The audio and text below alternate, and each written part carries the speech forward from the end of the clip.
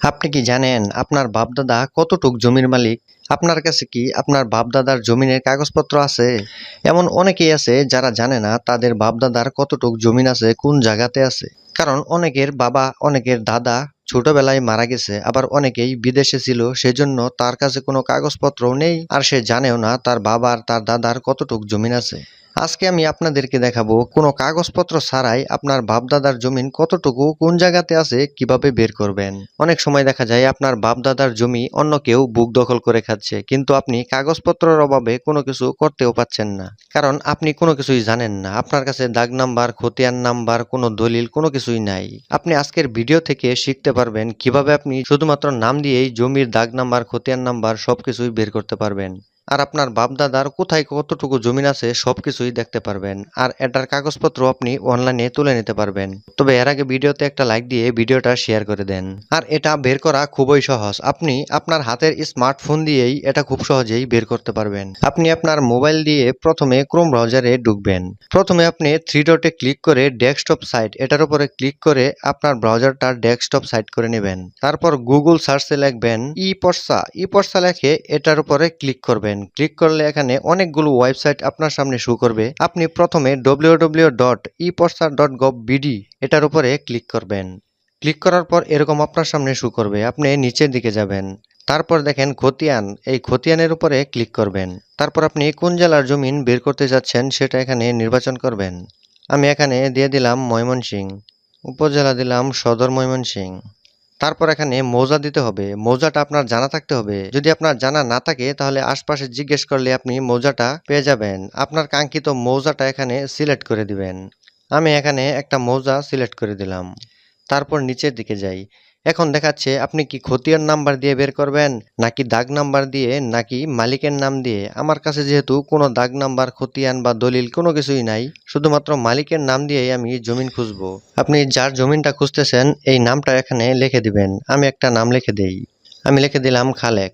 তারপর এখানে দেখেন ক্যাপচার কোড আছে, এখানে ক্যাপচার কোডটা আপনি বাংলায় লিখে দিবেন। এই ক্যাপচার কোডটা আপনি যতবার কাজ করবেন দেখবেন আলাদা আলাদা সংখ্যা থাকবে। আপনার এখানে যত লেখা থাকবে এখানে ততই লিখতে হবে। তারপর আপনি অনুসন্ধানে ক্লিক করবেন। এখানে অনেকজন আছে খালেক নামে, আপনি তার বাবার নামটা মিলিয়ে নেবেন। আমি এখানে বাবার নামটা মিলিয়ে নিলাম। এখন খতিয়ান নাম্বার এখানে দেখাচ্ছে 305। এখন আমি আবার চলে যাব উপরের দিকে। এখন আমি নাম নয় খতিয়ান দিয়ে বের করব যে এই খতিয়ানে আব্দুল খালেকের কতটুকু জমি আছে।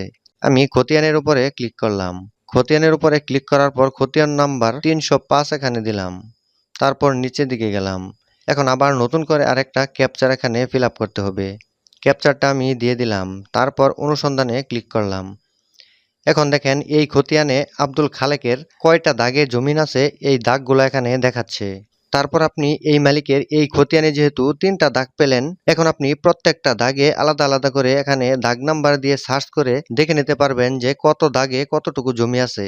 এভাবে আপনি খুব সহজেই কোনো কাগজপত্র, দাগ নাম্বার, খতিয়ান নাম্বার ছাড়াই শুধুমাত্র মালিকের নাম দিয়েই ওই মালিকের কতটুকু জমি কোন দাগে কোন খতিয়ানে আছে সবকিছুই খুঁজে বের করতে পারবেন।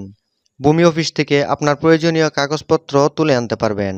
এছাড়াও যদি আপনি চান যে অনলাইন কপি নেবেন, তাহলে আপনি এই যে দেখেন নিচে লেখা আছে আবেদন করুন, এটার উপরে ক্লিক করবেন।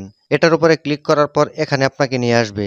তারপর এখানে আপনি সিলেক্ট করে দিবেন যে আপনি সার্টিফাইড কপি নেবেন নাকি অনলাইন কপি নেবেন। যদি আপনি অনলাইন কপি নেন তাহলে আপনি এখানে আপনার আইডি কার্ড, জন্ম তারিখ, যে কোনো একটা মোবাইল নাম্বার দিয়ে যাচাইয়ে ক্লিক করবেন। যদি আপনার জন্ম তারিখ ও আইডি কার্ডের নাম্বার সঠিক হয় তাহলে যাচাই সাকসেসফুল হবে। তারপর আপনি নিচে আইডি কার্ডের নাম্বার, ঠিকানা, নাম ইংরেজিতে আর এই যোগফলটা সঠিকভাবে দিয়ে আবেদন করতে পারবেন অনলাইন কপি বা সার্টিফাইড কপির জন্য।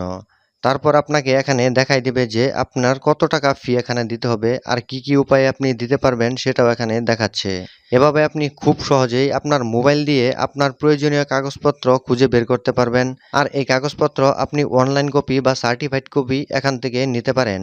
এছাড়া যদি আপনি চান যে এখান থেকে আপনি নাম দিয়ে দাগ নাম্বার, খতিয়ান নাম্বার সবকিছু বের করে আপনার ভূমি অফিসে গিয়ে কাগজপত্র তুলে আনবেন, তাও পারবেন। আশা করি ভিডিওটা আপনার কাজে লাগবে। ভিডিওটা ভালো লাগলে ভিডিওতে একটা লাইক দিয়ে ভিডিওটা শেয়ার করে দেন।